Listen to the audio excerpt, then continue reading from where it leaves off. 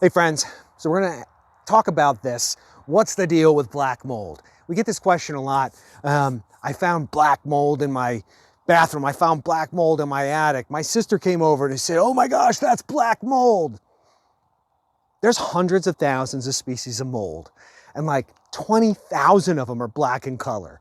We simply don't identify mold by color.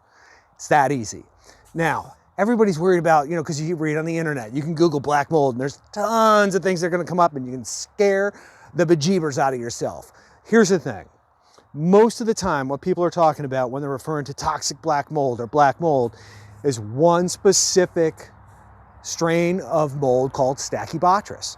And there was an issue in the Midwest. There were some flooded basements that went unrepaired, and these furnaces had what's called a dead drop. I think it was in Cleveland because it's a Cleveland dead drop.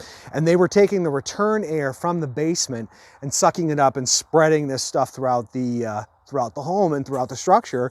And so little kids were getting sick. The fact is, most HVAC systems don't use a dead drop anymore.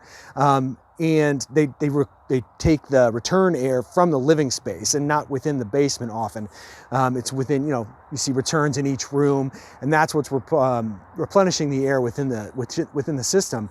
And one of the reasons is because of this, unfortunate circumstance.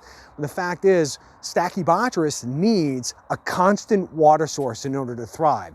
So even if, hey, your basement got wet and that's been sitting damp for a little while, it may or not be Stachybotrys, and it probably isn't a huge health concern.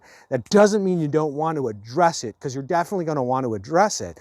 But this whole scare thing about black mold is a little bit over the top.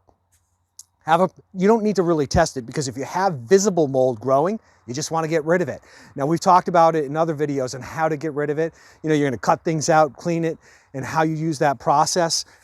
Get a professional. It's probably not something you want to handle on your own, unless it's just a really small area. EPA recommends, less than 10 square feet, which isn't huge. You can probably handle it on your own. But the fact is, black mold doesn't have to be scary. Like I said, there's 20,000 different species of mold. What it really is it's telling you there's a water problem or a moisture problem that's going on that's causing this mold to grow. Happens to be black. It doesn't mean it's going to kill you. Thanks. We'll see you around.